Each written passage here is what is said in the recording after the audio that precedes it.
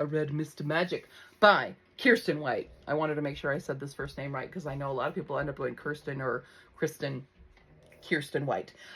This is the second like adult horror book that I have read from Kiersten White, and I liked Hyde. Hyde was fine. I do like this better. It still had like what to me.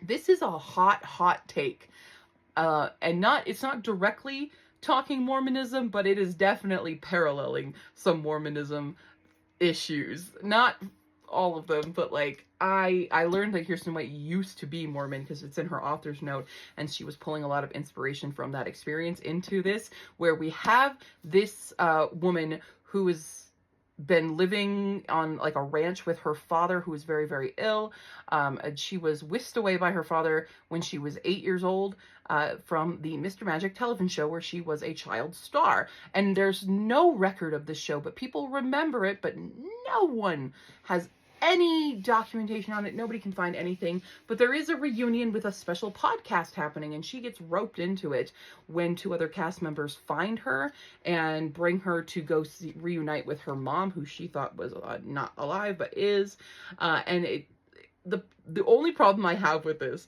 is that there are so many opportunities to use your words and they don't. Now I get why, because of the ending, why, but there are other moments where I'm just like, can you just say what you mean?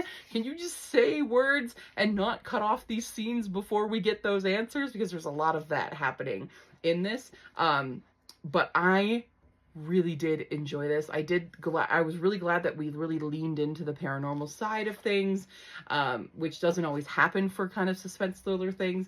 I liked this more than Hyde. I didn't love this overall, especially with the ending. I'm like, kind of, it makes sense, but also, but I enjoyed this one. I thought this was definitely a step up from Hyde, in my opinion. Not everybody's going to agree with me on that one, but for me and what I like to get out of books, this delivered a little bit better for me.